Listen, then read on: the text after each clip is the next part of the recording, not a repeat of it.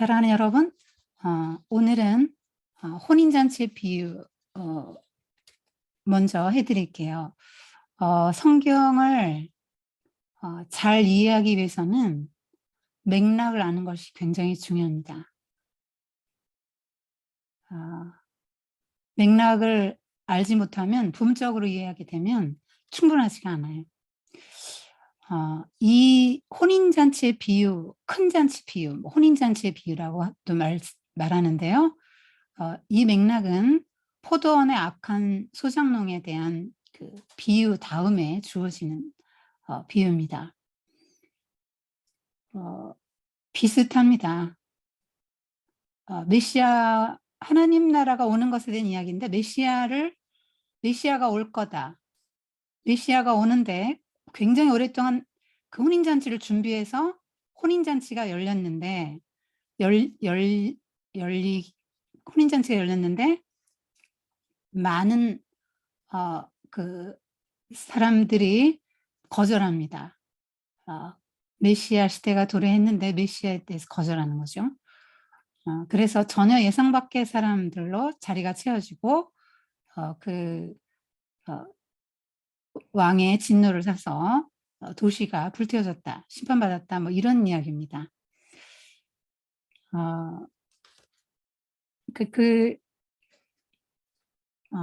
대상은 대제사장과 장로들, 바리새인들을 대상으로 제시된 것입니다.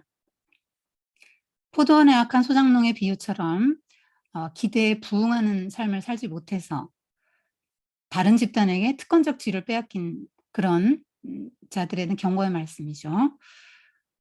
건축자의 버린 돌이 모퉁이의 머릿돌이 되었다. 거기서 이렇게 끝났죠, 지난주에.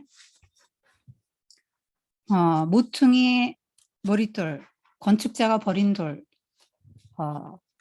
예수님이죠. 자기들은 안 맞아서 버렸지만 모퉁이의 머릿돌이 됩니다. 이제는 그들이 거절했기 때문에 예수님을 믿는 성도, 교회를 통해서 하나님 나라가 확장되게 되는 것이죠. 혼인잔치의 비유 이야기는 그렇습니다. 그 마태복음에도 나오고 누가복음에도 나오는데요. 배경이 약간 다릅니다. 저는 두 개를 믹스했습니다. 하늘나라는 하나님 나라 이야기를 계속 해주고 계신 겁니다. 자기 아들의 결혼잔치를 베푸는 왕에 비유할 수 있어요. 이 결혼잔치 이야기가 많이 나오는데요. 창세기 3장에도 결혼으로 시작하고요. 요한계시록 21장, 22장도 그리스도와 그 신부인 성도의 결혼식, 혼인잔치로 끝납니다.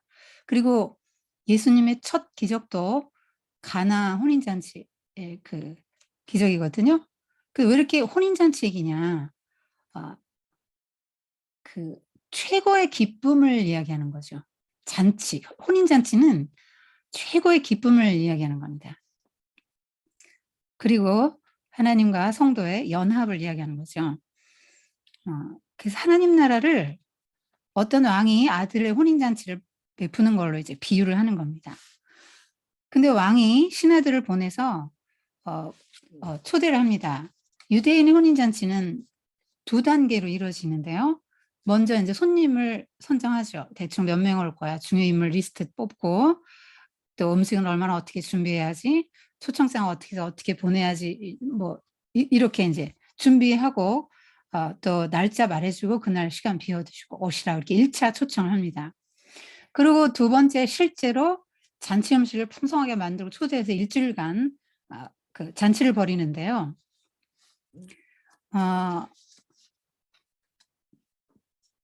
이제 이 두 번째, 그 과정은 잘 안 나오고 두 번째 초대한 것만 나옵니다. 자, 이제 만찬이 준비됐으니까 가서 전해라. 황소와 살찐 송아지 잡고 푸짐하게 음식도 다 준비됐으니까 가서 오시라고 해라.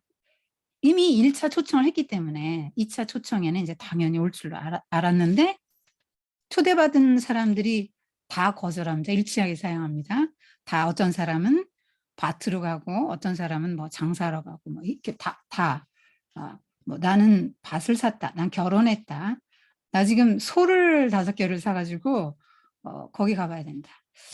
소 5개이면 12만 평 농사 지을 수 있는 소거든요. 다들 부자입니다. 그러니까 1차 초청 대상은 누구냐면 유대교 종교 지도자들입니다. 뭐 다 이들은 권세도 있고 명예도 있고 돈도 있고 실제로 뭐 종교적인 어떤 자기들의 그 율법을 지킨다는 자부심과 자기 의로도 충만하죠. 종교 부자들 뭐 부자입니다. 실제로. 그런데 이 사람들은 돌아보지도 않고 갔다 이렇게 나옵니다. 이 사람들은 하나님 나라에 아무 마음이 없고요. 관심이 없어요. 무시합니다. 그래서 왕이 그 남은 자들 그리고 왕이 보낸 신하들을 계속 신하들을 보내는데요. 남은 자들이 신하들을 잡아 능욕하고 죽입니다. 임금이 보냈으니까 임금의 신하가 굉장히 높은 거 아니에요? 그런데 이 사람들은 자기들이 더 높다고 생각하고 죽입니다. 임금님은 얼마나 지금 많은 준비를 했고 오랜 세월 준비했잖아요. 여러분 메시아가 오기까지 하나님이 얼마나 준비하셨습니까? 창세 때부터 준비하신 거 아닙니까? 네, 굉장히 오래 준비를 하셨죠. 그리고 계속 주의 종들을 보내서 선지자들을 보내서 그 이야기를 하고 계시고 마침내 아들 예수님이 왔단 말이에요. 그런데 이 남은 자들이 신하들을 다 잡아서 능욕하고 죽이니까 왕이 모욕을 당한 셈이잖아요. 임금님의 존엄을 무시한 거죠. 그 임금님의 자격으로 간 거니까요. 파견받은 사람은 곧 임금님의 권위를 갖고 있잖아요. 그 화가 많이 났어요, 임금님이. 친절하게 2번이나 초청했고 이렇게 지극한 준비를 해놨는데 이렇게 너희들을 존중해줬고 이렇게 준비를 했는데 너희들은 무시해?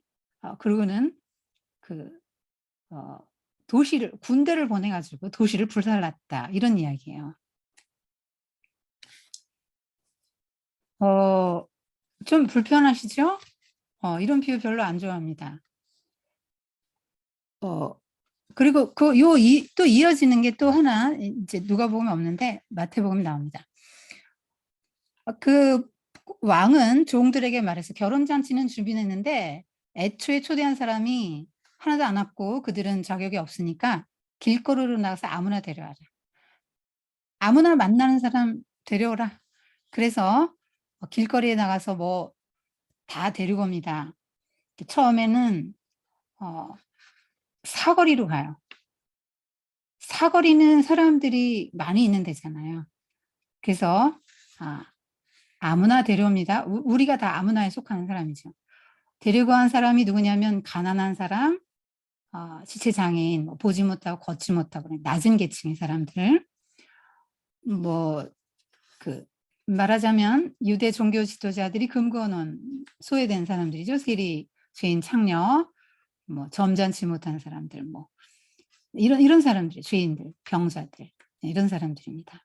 이방인, 갚을 것이 없는 사람들이죠. 이 사람들은 은혜를. 자, 이들을 데려왔는데 그래도 자리가 남았는데요. 그래, 그럼 큰 길가로 가서 산울타리로 가서 더 데려와라. 큰 길가로 가고 산울타리로 가서 더 데려오는데요. 여기는 여러분 동네에서 살지도 못하고 이렇게 내쫓긴 사람들이 사는 데가 산울타리입니다. 우리나라 조선시대도 백정이나 갑바치들은 마을 바깥에 살았거든요. 천민이었습니다. 천민이라고 생각해서 그 계급 사회였기 때문에 유교인들로 지배하던 계급 사회였기 때문에 그 바깥에서 살았죠. 그 이스라엘 사람들도 역시 그 천민으로 생각하고 또 부정하다고 생각해서 마을에 살지도 못하게 한 그런 사람들. 그래서 이 사람들이 혼인잔치에 가득 찼습니다. 그래서 혼인잔치 자리를 왕이 이렇게 쭉 보러 들어가서 아이고 좀 맛있게 드시고 계시냐고 인사하러 쭉 다녀야 될 거 아니에요. 그래서 왕이 갔더니 어떤 사람이 예복을 입지 않고 있어요. 그래서 아이 형제야 넌 어째서 예복을 입지 않고 여기 들었냐. 그러니까 입이 있어도 말을 못한다는 거죠. 그래서 왕이 신하들에게 말했습니다. 이 사람의 손발을 묶어 바깥으로 내쫓으라. 거기서 가슴을 치며 슬피우며 이를 갈미 있으리라. 이와 같이 초대받은 사람은 많지만 선택받은 사람은 적다. 이것이 이제 마가복음, 누가복음을 믹스한 이야기입니다. 굉장히 이게 좀 불편한 비유입니다. 사람들이 별로 안 좋아합니다. 잔치를 여는 것까지는 너무 좋죠. 우리를 대접해 주신다고 하니까 우리를 초청하고 너무 좋은데 막 결혼식이 안 왔다고 막 군대를 보내서 도시를 불사릅니다. 굉장히 어미하게 느껴지죠? 지나치게 느껴지잖아요. 아니 결혼식이 안 갔다고 도시를 보내가지고 불지릅니까? 이거를 문자 그대로 받으면 이상한 하나님이 되는 거죠. 비유입니다. 결혼식에 안 갔다고 죽이는 사람이 어디 있습니까? 왕의 아들의 혼인잔치는 예수 그리스도와 성도의 혼인잔치입니다. 왕의 아들은 메시아죠. 어, 그래서 그 심판이 있다는 것도 불편하고, 뭐 또, 넌 또 왜 예복을 안 입었냐? 결혼식장에까지 참석까지 했는데도 예복 너 왜 안 입었어? 그러고는 내쫓아요. 얼마나 억울하고 분하겠습니까? 그러니까 이런 것들이 별로 기분이 안 좋고 막 슬피 울며 이를 간다 막 이런 표현도 별로 안 좋죠. 어, 자, 그런데 이것이 그냥 혼인잔치가 아니라는 걸 아시고, 혼인잔치 그러면 메시아 시대입니다. 그리고 그 하나님의 나라 혼인잔치는 누가 들어가는가? 예복 입은 사람이 들어가고 초청에 응한 사람이 들어가고 뜻밖의 사람이 들어간다라고 말하고 있는 거예요. 하나님의 나라에는 이런 사람이 들어간대요. 여러분 여기서 이 인물들 한번 봅시다. 그 일치하여 사양했다 이렇게 나오는데요. 초청에 응하지 않아요. 여러분 왕의 아들의 혼인잔치 얼마나 영광스러울까요? 일생에 한 번만 가봐도 소원 없을 것 같은 자리 아니에요? 초대만 해줘도 너무 감격스러울 것 같은데 무시합니다. 왜요? 나 밭을 샀어요. 내 생업이 중요한 거죠. 소 12만 평이나 농사지를 쓰는 소 5결이를 샀어요. 바빠요. 나 결혼했어요. 바빠요. 다들 자기 일에 바쁩니다. 내 문제가 더 중요하고 내 일이 더 중요하고 하나님 나라는 관심이 없어요. 그래서 돌아보지 않고 거절합니다. 이러면 여러분 4개의 밭 중에서 그 열매 맺지 못하는 세 종류의 밭에 해당되는 거죠. 길가밭과 그 돌짝밭과 가시덤불 밭에 해당되는 것입니다. 이 사람들은 뭐 하나님 나라에 관심 없으면 뭐에 관심 있죠? 나의 일, 현실적인 문제, 어떻게 하면 세상에서 내가 돈을 많이 벌고 밭에 가서 왜 일해요? 소출이 많아야지 돈 벌어야죠. 결혼, 이 세상의 쾌락을 상징하는 거고요. 땅의 결혼만 중요합니까? 하나님 나라에서 하나님의 아들과의 결혼도 더 중요한데 이 땅의 것만 중요하다고 생각이 되는 거죠. 어떻게 하면 내가 남들이 인정받고 돈을 많이 벌고 높은 자리에 오르고 내가 더 행복하고 편안하고 그렇게 살아갈까? 이렇게 생각하고 살아가는데 이들의 실체가 언제 드러납니까? 이렇게 심부름을 보냈더니 실상이 드러나요. 실체가. 그러니까 이 사람들 유대인 아닙니까? 하나님 잘 믿고 있는 사람들이에요. 소위 스스로 자기들이 생각해서 이 사람들 불신자가 아닙니다. 잘 믿고 있다고 생각하는 사람들인데 이들 실체가 언제 드러납니까? 종들을 보냈을 때 드러나요. 나의 실세는 하나님이 아니고 나의 현실 문제고 돈입니다. 이렇게 말하고 있는 거예요. 이때 드러나요.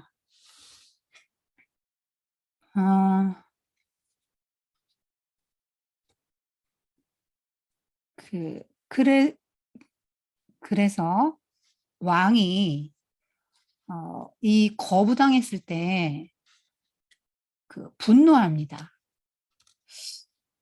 그래서 하나님을 무서운 분이라고 생각하면 안 됩니다. 왜냐하면 언제부터 메시아를 준비했습니까? 굉장히 오래전입니다. 태초에 천지를 창조하시고 아담과 하와를 창조하셨을 때부터 메시아를 준비하셨다니까요. 지금 임금님은 다 그 예의를 다 지키는 거예요. 충분하게 이렇게 존중해서 준비 다 해서 초청을 2차에 걸쳐서 했습니다. 그런데도 무시했어요. 왜 무시했을까요? 왕이 누군지 제대로 몰라보니까 그렇지, 하나님 나라의 가치를 모르니까 그렇죠. 이 이야기는 하나님의 나라 비유입니다. 하나님 나라 가치에 대해서 계속 예수님이 얘기해 주시는데 그거를 받아들이지 않아서 열매를 못 맺고 그 보내주신 메시아를 보내신 하나님을 무시하고 그러는 거죠. 그러니까 왕이 심판한 거는 절대로 무리한 것이 아닙니다. 하나님이 우리에게 하신 것들, 이스라엘에게 하신 것들을 생각하면 이스라엘을 어떻게 민족 만들기부터 시작하셔서 역사 가운데 함께 하시고 구원하시고 하나님이 어떤 분인지를 드러내시면서 역사 가운데서 그렇게 세계 만민의 제사장의 위치로 세우시려고 하셨잖아요. 그 이스라엘만 그렇게 하신 게 아니고 우리도 그렇게 했단 말이에요.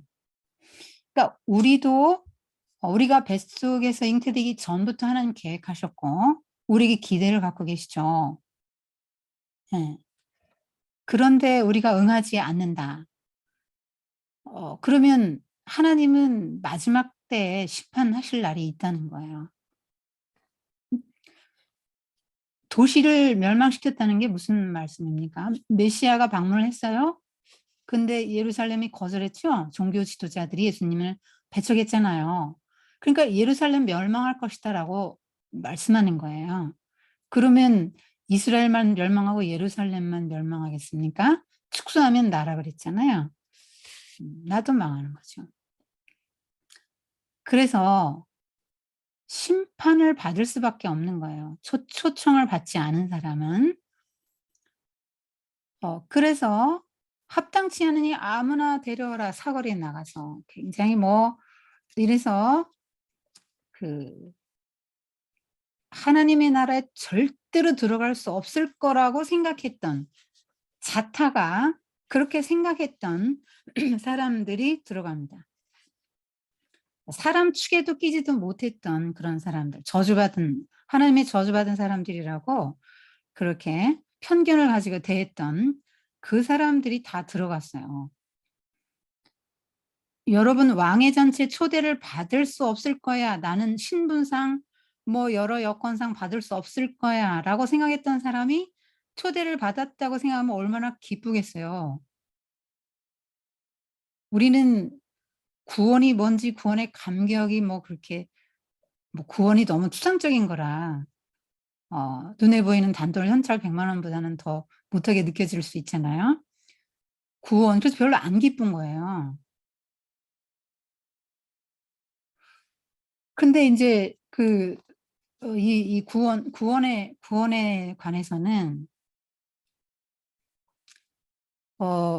불이 났는데 정신없이 도망쳐 나와서 보니까 내 생명을 구했다. 이런 거예요. 부끄럽기도 하겠지만 내가 살았다는 기쁨이 얼마나 크겠습니까? 하여튼 이런 사람들은 하나님의 나라에 어떻게 나 같은 사람이 들어갈 수 있을까? 나 같은 죄인이 어떻게 들어갈 수 있단 말인가 해서 굉장히 기뻐하고 감격합니다. 네, 하나님 나라는 이런 사람들의 것이라는 거예요.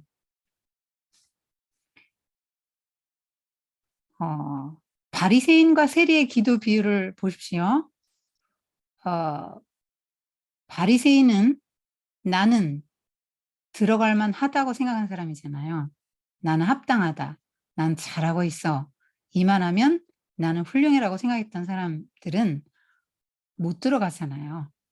그리고 나는 죄인입니다라고 고백하는 사람이 들어간단 말이에요.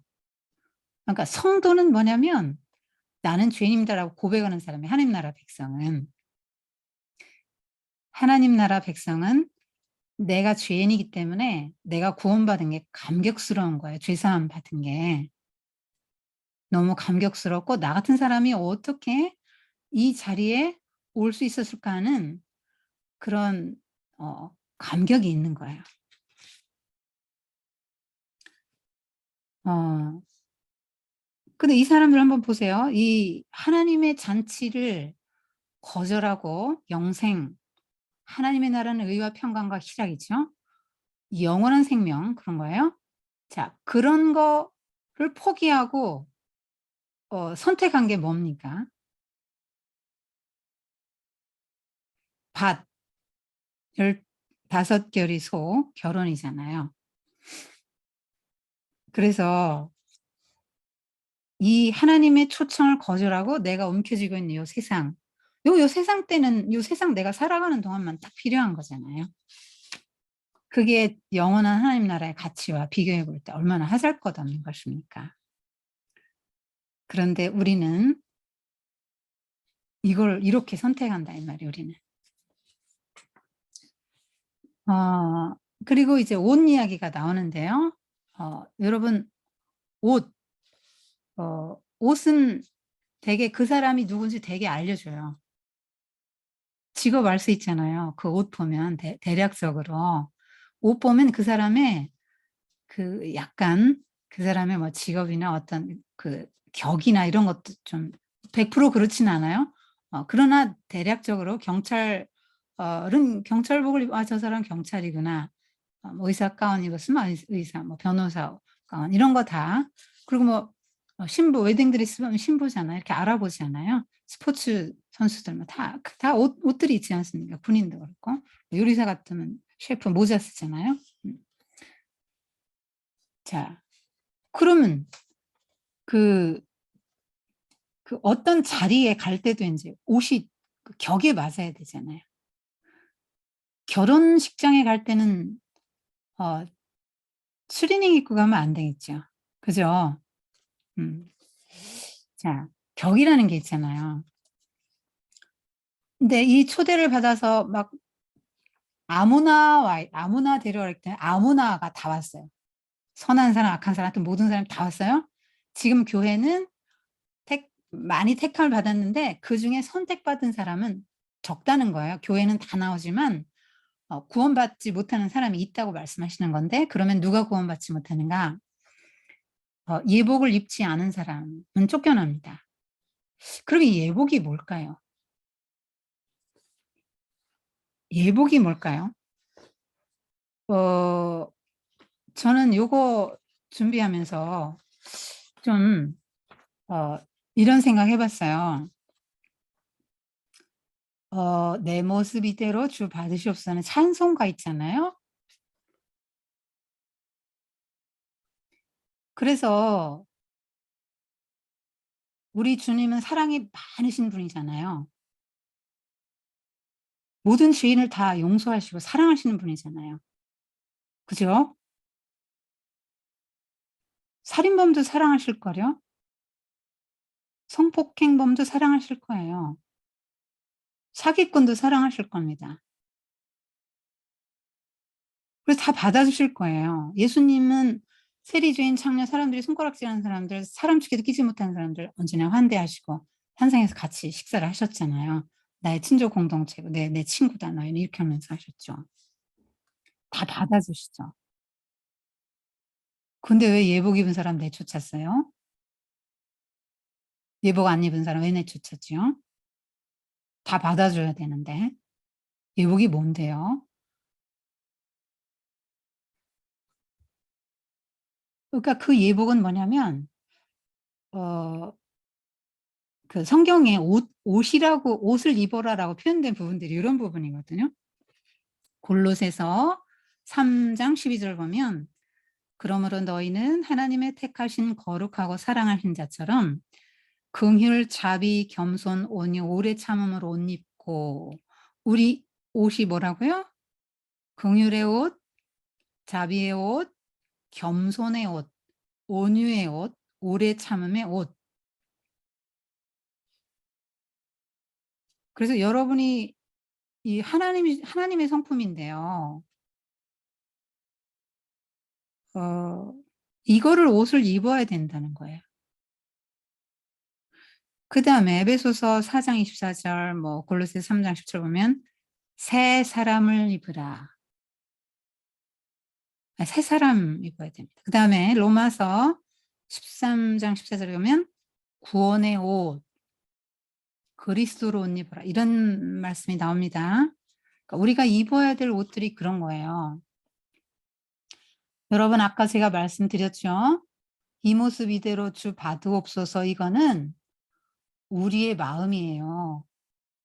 "하나님 나는 이렇게 부족하지만 이렇게 죄 가운데 있지만 받아 주세요." 그건 우리 마음이에요. 예수님도 받아 주시지만 여러분 생각해 보세요. 예수님 앞에 나아간 그 죄인들이 그 모습 그대로 살았습니까? 다리 쩔뚝이고 왔는데 "너 안전뱅이로 그냥 내가 네 모습 그대로 받아 줄게. 그냥 그렇게 살아." 그러셨어요?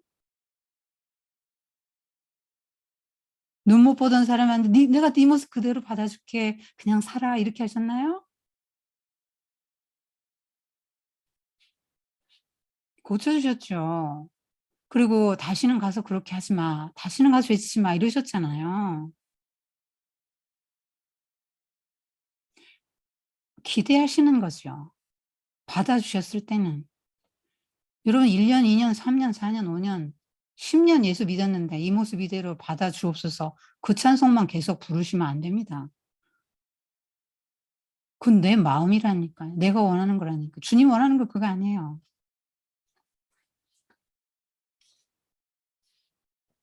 그래서 하나님이 사랑이 많으시고 관용하셔서 맨날 그냥 우리가 10년 믿고 20년 믿어도 맨날 아기같이 그냥 맨날 울기만 하고 하나님 앞에서 그냥 응석가지로 이렇게 있고 잘하지도 않고 어 그러고 있으면 안 된다는 얘기예요. 주님은 우리가 장성한 그리스도의 분량이 충만한 데까지 이르기를 원하시는 것입니다. 그래서 제가 지난번에도 메시지 올렸지만 어 밀은 밀키만큼 크죠.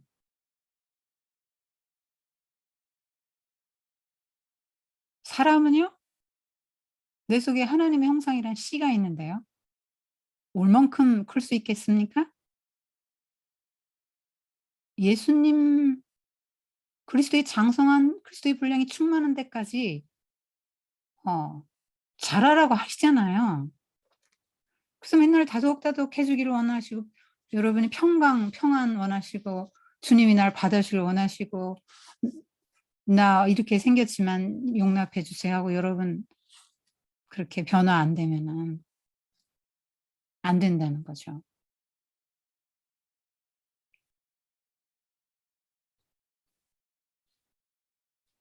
그 뭐 한 번뿐인 인생이잖아요. 무슨 뭐 체스나 장기처럼 뒀다가 또다시 둘 수 있는 것도 아니잖아요, 인생이. 어 그래서 저는 그 예복이 뭐냐면 아까 어떤 옷을 입었으면 어떤 사람인지 딱 알 수 있다 그랬잖아요, 제가. 그것처럼 딱 보면 '어 저 사람 성도네.'라고 사람들이 인식할 수 있는 그 무엇이 여러분의 옷입니다. 여러분과 저 옷이에요. 성도가 입을 옷이죠. 왜 그 요한계시록에는 흰 세마포 성도는 흰 세마포 옷을 입었잖아요. 네. 거룩함을 요구하시는 것입니다, 하나님이. 이게 좀 불편하죠.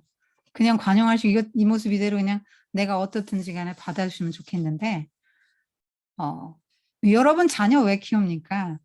20 살, 30살 먹어도 애기 짓 하면 이쁘겠어요? 받아주시겠습니까? 야단치시겠죠. 예. 그래서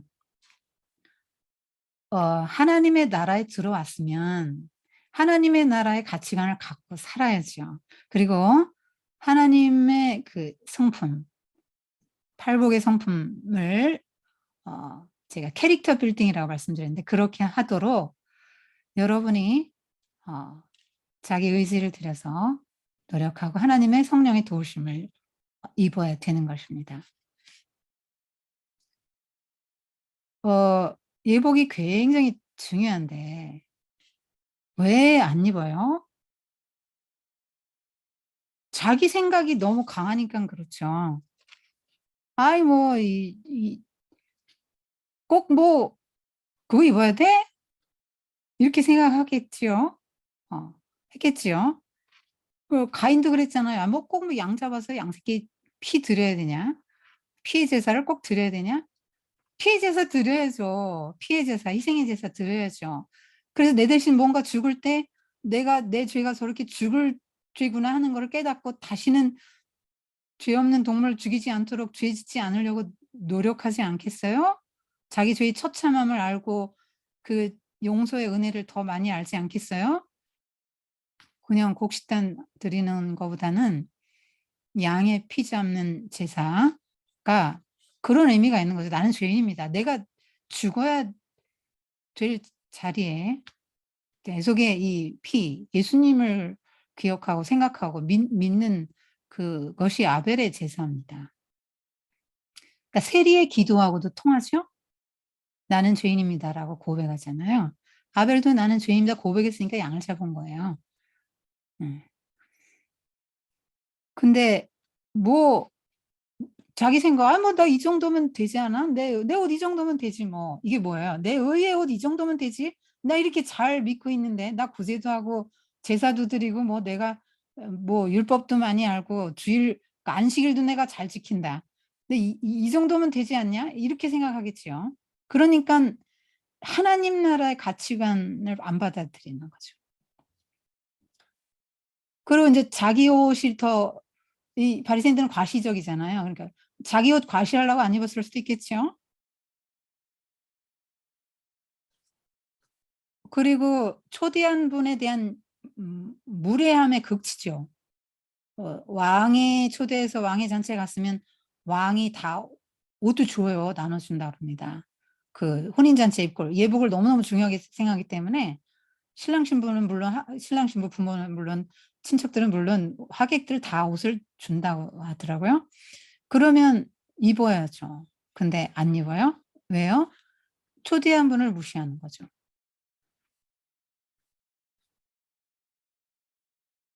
하나님 나라의 가치를 몰라서. 어 그 하나님 나라에 들어가면 왕의 잔치에 한번 참석했다고 한번 상상해 봅시다. 뭐가 있을까요? 온갖 진귀한 음식이 있지 않을까요? 왕과의 교제가 있을 겁니다. 왕의 아들의 혼인잔치 구경도 하고 볼거리 뭐 얼마나 기쁘고 행복하고 축복이 넘치는 또 선물도 주겠죠. 그죠? 그냥 일반 왕의 결혼이라고 왕의 아들의 결혼이라고 일반 결혼도 그럴 거 아닙니까. 그런데 하물며 하나님의 아들의 그 혼인잔치란 그 잔치 자리는 어 좌지간 길을 쓰고 들어가야 되는 자리고 쫓겨나면 안 되는 자리입니다. 근데 뭐 어 이 바리새인들의 그 옷 바리새인들이 입은 옷은 하나님 나라의 그 의의 옷이 아니죠. 자기 의의 옷이잖아요. 그래서 꼭 아담과 하와가 무화과 나무 잎으로 인위적인 그 노력으로 자기 에이프론 만들어 입었잖아요. 그것처럼 그거 가지고는 죄를 가리지를 못하니까 못 들어간단 말이에요, 내 의의 옷 가지고는. '난 이 정도면 괜찮은데.' 그게 바리새인들의 적 사고잖아요. 그러니까 바리새인들은요 난 괜찮다고 생각하는데요. 세리는 나는 죄인이라고 생각하거든요. 그러니까 성도의 정의는 뭐냐면 나는 죄인이라고 생각하는 사람이에요. 하나님 나라 백성의 정의, 나는 죄인이라고 생각하는 사람, 주님의 은혜로만 들어갈 수 있다고 생각해서 나의 죄를 생각 너무나 감격 속에서 하나님 나라의 그 가치를 이 땅에 실현하면서 사는 사람이 하나님 나라 백성 정의지요.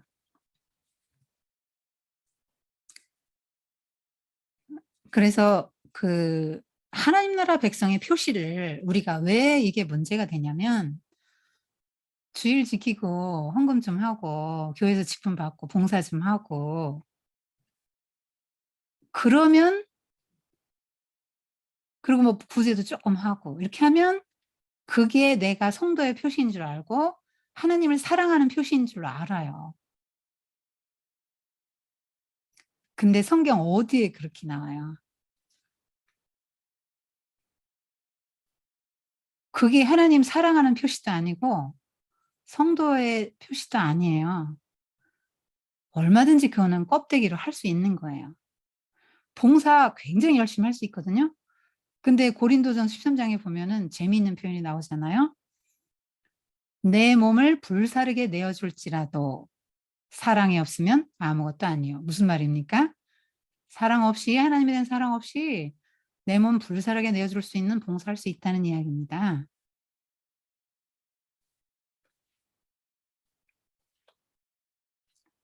그래서 그런 게 성도의 표시가 아니죠. 하나님 나라 백성이라는 표시가 아니죠.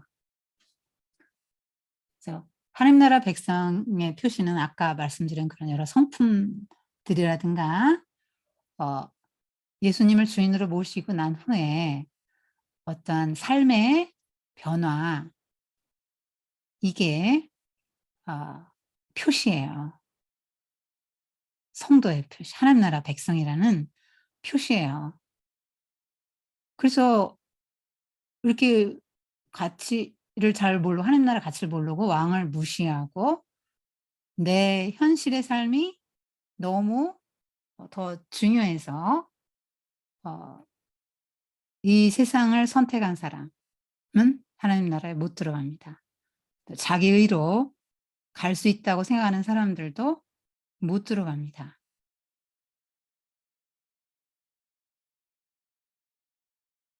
자격 있다. '난 이 정도면 됐지. 네 이 정도면 됐지.' 하고 생각하는 사람은 못 들어가는 나라예요. 그래서 중요한 건 하나님의 초청에 응하는 것, 그리고 아 내가 하나님 나라 백성이라는 정체성을 분명히 갖고 '그러면 이제부터 어떻게 살 거냐.' 하고 결단을 해야 됩니다. 10 년, 20 년, 30년 지나도 이 모습 이대로 하나님이 받아주시지 않습니다. 받아주시면 좋겠지만 "받아 주옵소서. 이 모습 이대로 받아 주옵소서."라고 그렇게 간구하는 거예요. "받아 줄게."라고 예수님이 확답한 찬송이 아닙니다. 그래서 이제 이 '세상에서 무슨 옷을 입을까?' 염려하시지 말고 '하나님 나라의 백성으로서 내가 어떤 옷을 입고 하나님 나라에 들어갈까?' 이 염려를 하셔야 됩니다. 그리고 어 '들어갈 자격이 있지. 내가 이 정도 봉사하고 이 정도 내가 좀 착하게 살고 이 정도 내가 헌금도 하고 이 정도 내가 교회에서 봉사도 하고 이렇게 유력하게 이렇게 했는데 그런 사람 못 들어간다 그랬죠?' 어 그래서 우리는 다 뜻밖의 초대를 받은 사람이라고 생각을 해야 되는 거예요. '난 절대로 들어갈 수 없는 죄인이고 나는 죽어 마땅한 사람인데 나를 하나님 나라에 들여보내 주셨구나.' 하는 이 감격과 기쁨과 감사가 하나님 나라 백성에겐 기본이고요. 그래서 우리는 하나님의 나라의 잔치를 즐기면서 사는 사람들인데 우리가 할 일은 뭐죠? 우리 같이 없는 여자들, 없는 사람, 결격 사유가 있는 사람들에게 "하나님의 나라가 있어요."라고 말해 주는 거예요. 그리고 하나님 나라가 있어요. 그리고 하나님의 나라의 백성으로서 기뻐하면서 그 내 가정과 내가 소속된 직장, 사회, 교회, 목장, 구역, 이런 데에 하나님 나라를 확장시키고 실현해 나가면서 인제 어 살아가고, 그렇게 살아갈 때 어 없는 사람들, 아무나 해당되는 그 사람들, 소외된 사람들이 '아 하나님 나라는 저렇게 사는 거구나. 저거구나.' 하고 알고 어 그 사람들이 따라 들어와서 기뻐할 수 있도록 어 하나님 나라 잔치에 초대해야 돼요. 여러분이 하나님 나라 이제 잔치 열고 하나님 나라 잔치하는 게 뭐예요?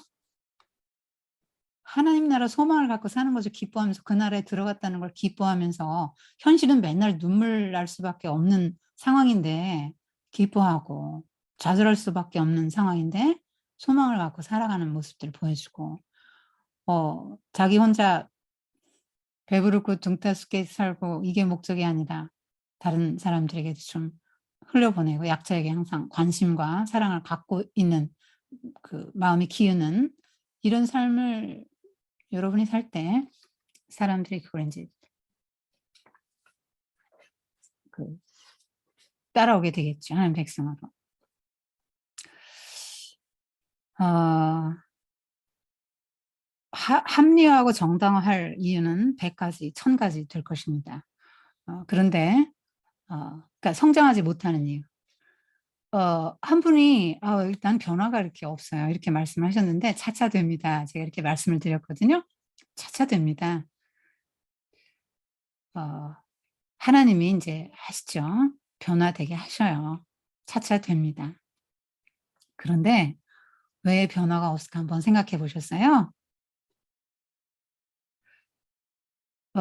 여러분이나 저나 똑같은데 어 저라고 별 수 있어서 말씀드리는 게 아니고 자 그 가정에서도 부부 간에 부딪히는 지점이 딱 그 패턴이 있죠. 딱 있습니다.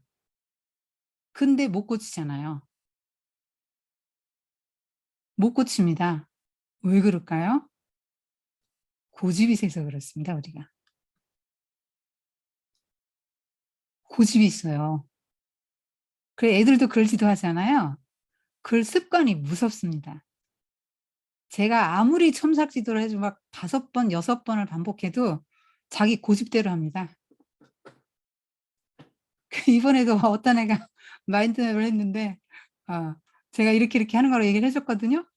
근데 시정 안 한 채로 2 개가 또 왔습니다. 2 번 그래서 한 번 더 했어요. 선생님의 말에 순종을 해야 된다고. 선생님의 가르침을 받아야 된다. 아니 글쓰기 전문 강사의 말을 안 들으면 누구 말을 들을 겁니까? 누구 말을 들을 겁니까? 인제 조그만 초딩이 어 그 뭐예요? 고집이 있단 말이에요. 나 이렇게 할 거라고. 난 내 맘대로 할 거라고. 안 고칩니다. 이제 다음 주에 고치나 볼 거야 내가. 안 고치면 한 번 혼내 주고 이제 더 이상 그 말 안 할 겁니다. '너는 안 되는 애구나.' 포기할 거야. 고쳐야 합니다. 예. 그러니까 "나 원래 성격이 이래요. 난 그냥 이대로 살 거예요." 이렇게 하시죠. 그만큼 인제 고집입니다 그게. 자기 생각이 그만큼 강한 겁니다. 그래서 변화가 없는 데에 대해서 심각하게 생각하시고 그냥 내가 가만히 앉아 있으면 변화가 되겠습니까? 내가 세상에 속해서 설교는 설교 듣고 내가 세상에서 내가 하고 싶은 대로 다 하고 살면은 어느 천년의 변화가 되겠습니까? 그래서 기억하세요.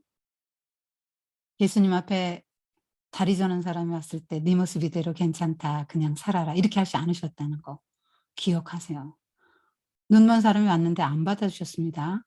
받아주시고 고쳐 주시고 새 삶을 살게 하셨고 그랬죠. 예수님 만난 사람들 다 새로워졌습니다. 그런 새로워지지 않습니까? 여러분이 그럼 예수님 못 만났다는 얘기예요. 하나님 나라의 가치관을 아직도 안 받아들였다는 얘기입니다. 정말 주인이 확 바뀌고요. 하나님 나라 가치관을 받아들인 사람은 변화가 되게 되어 있어요. 그래서 이 혼인잔치의 비유는 굉장히 불편한 비유지만 진실을 말하고 있는 겁니다. 그냥 아무렇게나 해서 대충 믿어서 '주님은 뭐 사랑이 많으니깐 다 받아주실 거야.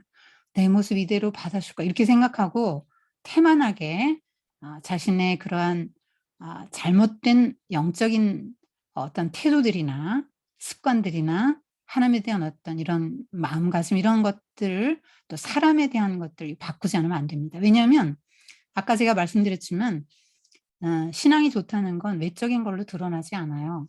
주님은 그런 걸로 측정하지 않습니다.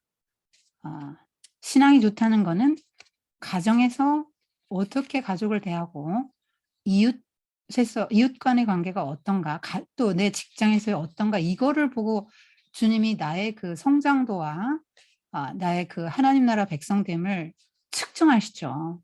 그냥 외부로 드러난 11조 많이 하고 뭐 봉사하고 이런 거 가지고 뭐 큐티 읽고 성경책 좀 읽고 기도 좀 나는 맨날 기도하는데 그거 가지고는 안 된다는 거죠. 그거는 데이터가 아무리 있어도 주님이 신뢰하지 않는 데이터죠. 그래서 이게 우리 변화가 굉장히 더디고 잘 안 됩니다. 우리 고집이 있어서 그렇다니까요. 마치 형상기업 합금처럼 언젠가 변화된다면 원위치로 돌아오고 그래요. 굉장히 더딥니다. 그러나 지향점이 분명해야 되고 노력해야 됩니다. 의지를 가지고. 그래서 모두가 다 하나님의 나라에 가시고 거기서 슬피 울며 이를 갈미 있으리라. 왜 슬피 울고 이를 갈지요? 당연히 나는 들어갈 줄 알았는데 못 들어가니까 얼마나 억울하고 분하겠습니까? 그렇게 해서 자기가 이제 꼭 들어갈 줄 알았는데 거기서 탈락해서 어마어마하게 처참한 상황으로 굴러 떨어졌을 때 억울한 거죠. 너무너무 분하고 억울한 거죠. 분명히 갈 줄 알았는데 못 갔다는 거예요. 자, 그다음 가이사에게 세금을 바쳐야 할까요? 말아야 할까요? 이 이야기입니다.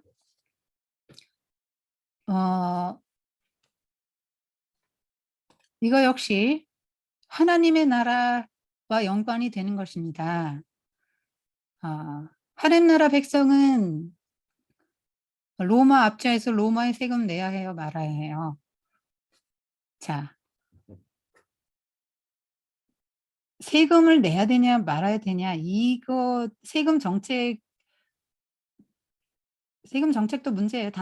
그렇지만 세금 논쟁만이 아니고 이 세금의 의미가 뭐냐, 그리고 하나님 나라 백성 어떤 태도로 이 국가에 대해서 국가를 대할 것이냐, 그런 것을 좀 얘기하고 있습니다. 이 맥락 역시 맥락을 알아야 되고요. 누구에게 말했나를 알아야 되는데, 이해를 하려면 바리새인들이 계속 혼인잔치 비유라든가 포도원의 악한 소작인이라든가 자기들을 겨냥하고 있다는 걸 알죠. 바보 천사님도 느끼지 않겠어요? 그래서 이제 예수님에 대해서 적대감이 고조되면서 예수님을 함정에 빠뜨리려고 서로 상의를 합니다. 이거 모이죠. 악한 자의 모이죠.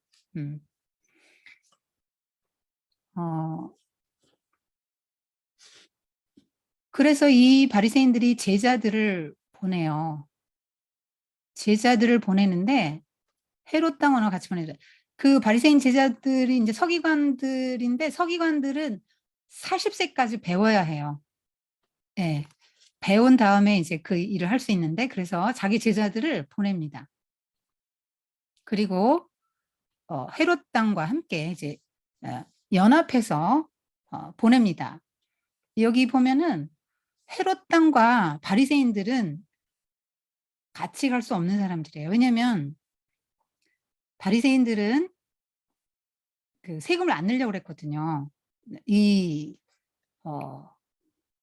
하나님의 율법을 잘 지켜야 되잖아요. 근데 그 동전에 뭐가 새겨져 있습니까? 황제의 그 두상이 새겨져 있잖아요. 그리고 우상숭배 되는 거죠. 그리고 그 로마 압제하에 그 로마에 세금 내는 그런 것들이 하나님의 뜻을 거스린다고 생각했더니 율법에 하기로 한 이 바리새인들은 안 내려고 하죠. 헤롯 당은 당연히 로마파니까 세금을 친로마파잖아요, 헤롯 땅은.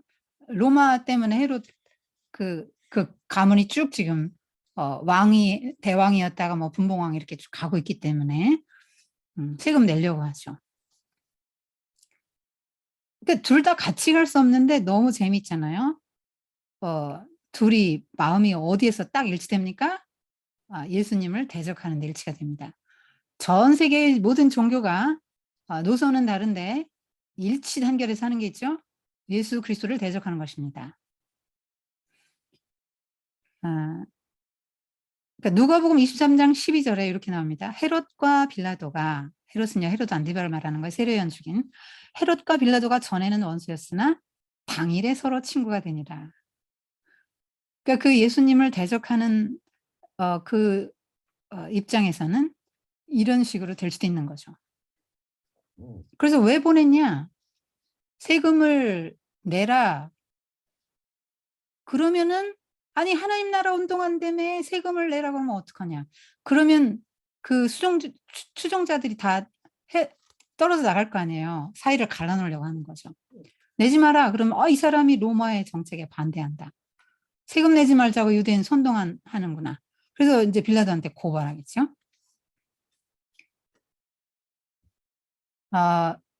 이 세금은 그때 당시 사람들이 특별히 열심당 같은 사람들 있잖아요. 로마 통치 인정하지 않았어요. 그리고 세금을 안 내는 것이 그 하나님의 율법을 지키는 거라고 생각했대요. 이 바리새인들처럼 그 율법을 안 지키면 안 된다는 강박증과 두려움이 있었다니까요. 요 사람들이. 열심당원도 마찬가지의 그 두려움과 강박증이 있었어요. 그래서 그 세금을 내지 않고 어떤 방식으로 하나님 나라가 이 땅에 오게 했냐면 바리새인들은 율법을 잘 지킴으로 하나님 나라가 이 땅에 오게 하고 그래서 정말로 진실된 마음으로 열심히 지키려고 굉장히 노력한 사람들이 바리새인들이고 열심당원은 무조건 죽입니다. 로마에 대항을 하는 거죠. 그래서 칼을 갖고 다녔어요, 이 사람들. 그래서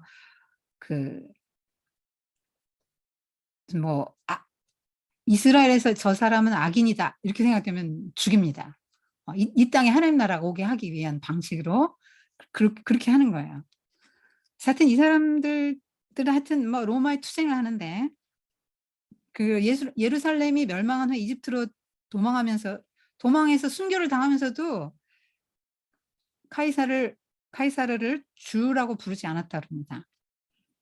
그래서 로마의 통치를 인정하지 않고 세금을 거부하고 이렇게 혁명으로 하나님 나라가 이 땅에 올 수 있다고 믿었던 사람들이 이제 열심당원들 그때 활동했고 바리새인들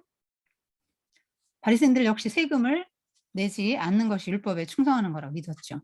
근데 그때 당시 좀 어떤 상황이었냐면 세금이 많았어요. 그 로마가 그 엄청난 제국의 그걸 유지하려면 세금을 굉장히 많이 걷어야 되죠. 그리고 황제의 권위를 원천에 높이려면 그만큼 세금을 많이 이제 걷어야 되는 것이죠. 그런데 이제 헤롯 아켈라오가 좀 폭정을 일삼아서 헤롯의 아들 중에서 4명이 딱 나눴잖아요. 헤롯 대왕 죽으면서. 그런데 아켈라오가 너무 폭정을 해가지고 아예 그냥 분봉화 없이 이제 로마 총독이 옵니다. 그러면서 인두세가 부과되기 시작하는 거죠. 그러니까 세금을 뭘 냈냐면요. 그 상품 운송과 교역에 대한 간접세 냈죠. 직접세 같은 거는 굉장히 여기 많습니다. 예를 들면 지세 그러면 땅을 경작하는데 과일은 5분의 1 내고요. 곡식은 10분의 1을 바쳐요. 그다음에 소득세 1% 냅니다. 인두세는 14 내지 65세 남자 혹은 또 12 내지 65세 여자 1%씩 냅니다. 여자는 사람으로 치지 않으면서 돈 거둘 때는 사람으로 칩니다. 이런 세금들을 많이 내고 하니까 힘들죠. 경건한 유대인들은 또 더 이거 싫어했습니다. 왜냐하면 그 동전에 뭐가 있냐면 티베리우스 황제의 그 흉상이 있잖아요. 그 이렇게 썼습니다. 신성한 아우구스투스의 존엄한 아들 아우구스 티베리우스 이렇게 있습니다. 그러니까 신의 아들 황제 이렇게 했고요. 뒤에는 그러니까 다른 한쪽에는 대제사장 이렇게 썼습니다. 그럼 예수님의 역할을 황제가 한다고 지금 말하고 있는 건 황제 숭배잖아요. 진짜 대제사장 진정한 신의 아들이 예수님인데 굉장히 신성모독적인 동전입니다. 그다음에 또 그 황제의 아내 리비아 그리고 또 올림피아의 긴 홀 왼편에 올리브 나무까지 이런 게 해서 리비아는 천상의 평화의 화신 이렇게 이제 했습니다. 그리고 이게 우상 숭배가 되잖아요. 그래서 성전에서 이거 헌금 못 합니다. 교환해서 하고 로마 제국은 아예 유대인들이 이렇게 민감하니까 형상이 없는 통화를 일상생활에서 써라 하고 그렇게 허락을 해 줬어요. 그러니까 이 황제의 얼굴이 그려 있는 이 동전에는 그 숭배의 개념이 들어 있잖아요. 로마 통치의 하에 있고 황제가 나의 주입니다 하고 황제를 섬겨야 되는 요런 그런 모습이기 때문에 싫어하는 거죠. 이 동전 모습을 보면 더 싫어하는 겁니다. 그런 상황에서 열심당원도 세금 안 내려고 그러고 바리새인도 세금 안 내려고 그러고 그래서 세금 안 내면 하나님 나라가 이루어지겠습니까? 세금 안 내고 열심당원처럼 유혈혁명을 하고 그렇게 막 칼 가지고 다니는 사람 죽이면 하나님 나라가 이루어지겠어요? 사람의 생각이 그렇다는 거예요. 바리새인들처럼 그러면 또 열심히 율법을 자기 힘으로 지키면 하나님 나라 오겠습니까? 근데 그 사람들 생각이 그렇다는 거예요. 그렇게 생각하던 사람들이죠. 그래서 사람을 보내서 물어보는 겁니다. 선생님, 아유, 당신은 참되시고 아무도 꺼리끼는 일이 없으시죠? 사람을 외모로 보지도 않으시고요. 이렇게 일단 아첨의 말을 한 다음에 좀 꺼리낌 없이 얘기 좀 해주시죠. 입장을 좀 표명해 주세요. 가이사에게 세금을 바쳐야 될까요? 말아야 될까요? 이렇게 물어보는 겁니다. 그리고 이 상태에서 예수님이 내라 그러면 바리새인 그러니까 자기 팔을 잃는 거죠. 예수님을 따라다니던 그런 무리들과 이제 헤어지게 되는 거죠. 내지 말라 그러면 헤롯 당국에 의해서 고발당합니다. 그러니까 예수님은 이럴 수도 없고 저럴 수도 없는 상황에서 굉장히 지혜롭게 돌파하시는데 이 난국을 가서 데나리온 하나를 가져오라. 왜 가져오라 그러죠? 아니 말로 해도 되는데 왜 가져오라 그래요? 황제의 화상이 그려 있는 동전을 경건한 유대인은 만지도 않았고 쳐다도 안 봤습니다. 그런데 동전 내놔봐 하니까 딱 내놓죠? 무슨 얘기입니까? 갖고 다니는 거잖아요. 그 현실 생활은 다 쓴다니까요. 마음으로는 다 인정하고 로마 황제 인정하고 다 인정하고 그냥 그렇게 사는 거예요. 그래서 그 동전을 찾으면 그 사람들이 이거 내놓으면서 뭐 뜨끔하지 않았겠어요. 내놓으라고 이제 내놓으면서. 예수님이 어째 나를 시험하냐? 그러면서 이 위선자들아 이러면서 속을 감추고 있잖아요 지금. 그러니까 위선자들아 그러면서 가이사의 것은 가이사에게 하나님의 것은 하나님께 바치라 하니 그들이 예수께 대하여 매우 놀랍게 여기더라. 이게 굉장히 어려운 말이에요. 양시론인가? 그러면 로마 황제도 섬기고 하나님도 섬기라는 말인가? 좀 이해 안 가죠? 어렵습니다. 이 말씀이 어렵습니다. 그런데 요거는 어떻게 이해를 하면 되냐면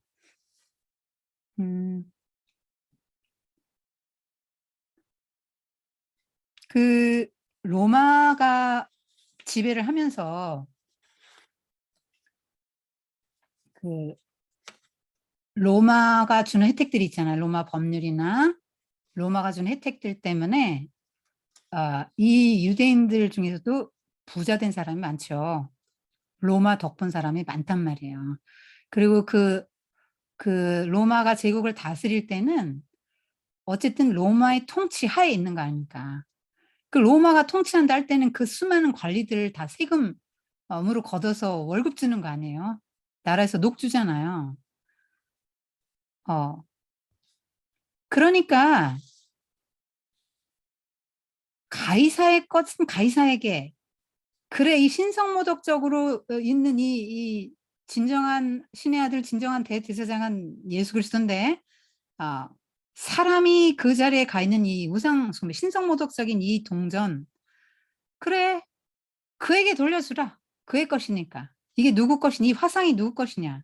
그러면서 가이사의 것이냐? 가이사의 것이다. 그럼 가이사에게 돌려줘라. 그렇게 말씀하신 거예요. 이게 로마를 섬기라는 말은 아니고, 어, 너희들이 더럽게 생각하지? 그거 돌려줘. 그들에게 돌려주라. 그렇게 하고 하나님의 것은 하나님에게라고 한 말씀 덧붙이셨죠. 예, 예수님께서 덧붙이셔서 이 말씀을 잘 해석해야 되는 것이죠. 그러면 너희가 가이사의 것이면 그건 가이사의 것이면 그에게 돌려주는 게 맞고, 그런데 모든 것이 다 하나님 거죠. 하나님의 것은 하나님께 드려라. 가이사도 하나님의 것입니다. 그래서 하나님께 너희는 누구의 형상대로 지음받았냐? 가이사의 형상, 가이사의 것. 그럼 너희들은 하나님의 형상이지? 그럼 너희들은 하나님 거지. 그러니까 하나님의 나라가 세상의 나라를 포함하는 거예요. 이 세상의 나라가. 그러니까 하나님의 나라 안에 다 있는 거예요. 가이사도 있고 세상 나라도 있는 거예요.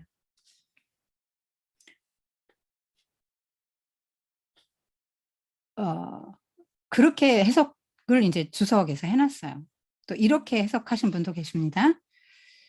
하나님의 몫을 바친다는 건 제사잖아요. 그래서 제사. 하나님의 몫을 하나님께 바치는 건 제사잖아요. 그런데 그거를 완전한 예배로 대체하라. 혹은 또 그 자신을 온전히 하나님께 드렸을 경우에 폭력은 폭력으로, 악은 악으로 이렇게 맞서는 게 옳지 않은 걸 알게 될 것이다. 그러니까 열심당원이라든가 이렇게 폭력으로 그렇게 하나님 나라 이 땅에 오게 하려는 것은 옳지 않다는 것이죠. 그래서 하나님의 형상을 따라서 지음 받았으면 너희는 누구에게 바쳐져야 되냐? 하나님에게 바쳐져야 된다. 그래, 국가에도 충성을 한다면 하나님의 나라에 대한 충성은 말할 것도 없지. 이 말씀이죠. 그래서 예수님이 로마랑 싸워라, 혁명을 일으켜서 대적하라 이렇게 하시지 않았다는 거죠. 이렇게 안 하시고 하나님의 나라 운동으로 세상의 나라를 정복하고 세상의 군주들, 내가 신이다, 신의 아들이다는 이 군주들을 정복하실 그런 예수님은 이제 그렇게 하시려고 하시는 것이죠. 하나님의 나라 운동으로. 하나님의 나라의 왕인 예수님이 나중에 어떤 방식으로요? 하나님 나라의 방식으로 십자가에 달려 죽고 그런 방식으로 황제의 나라를 굴복시킬 거고 황제를 굴복시킬 것입니다. 마침내 사탄의 나라, 죽음의 제국도 예수님께서 그런 방식으로 극복하실 것입니다. 그래서 이거는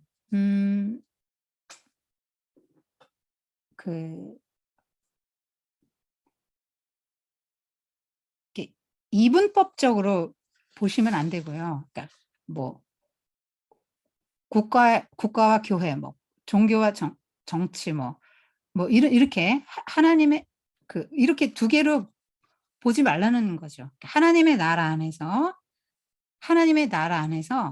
그 모든 것들은 하나님의 다스림 속에 있다라는 말씀을 하시는 거죠. 그러니까 그 세금 문제, 눈에 보이는 세금 문제를 갖고 왔지만 예수님은 언제나 더 본질적이고 더 큰 것을 생각하게 하세요. 그러니까 이 사람들은 세금 안 내면은 그게 독립운동이고 하나님 나라가 이 땅에 올 줄 알았잖아요. 근데 예수님이 말씀하신 의도는 뭐냐면 그런 방식 갖고는 안 되고 하나님의 나라의 방식으로 돼야 된다는 얘기를 하시는 거죠. 그래서 하나님의 형상으로 지어진 우리 모든 사람들은 하나님의 나라에 충성해야 된다. 그 방식이 이 땅의 평화를, 궁극적인 평화를 가져오는 방식이다라고 말하는 거예요. 세금 안 낸다고 해서 뭐 황제에게 뭐 저항한다고 해서 하나님 나라가 오는 게 아니고 하나님 나라의 방식으로, 예수님의 방식으로, 죽음의 방식으로 이 땅에 하나님 나라가 임한다 하는 말씀을 하시려는 것입니다. 조금 어렵죠, 이 비유가. 그죠?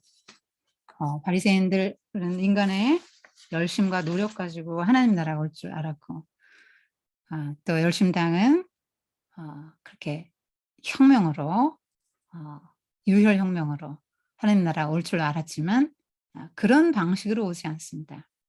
그래서 이거를 하여튼 우리 삶에 하나님의 나라가 이루어지는 거, 그게 이제 중요한 거예요. 그다음에 사회도 나라도 하나님 나라가 이제 되어 가는 겁니다. 그러면 어떻게 살아야 되겠습니까? 축소해 보십시오.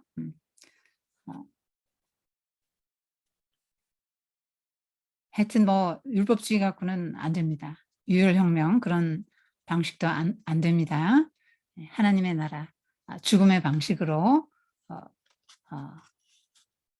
되는 겁니다. 여기까지 하고 잠깐 쉬겠습니다.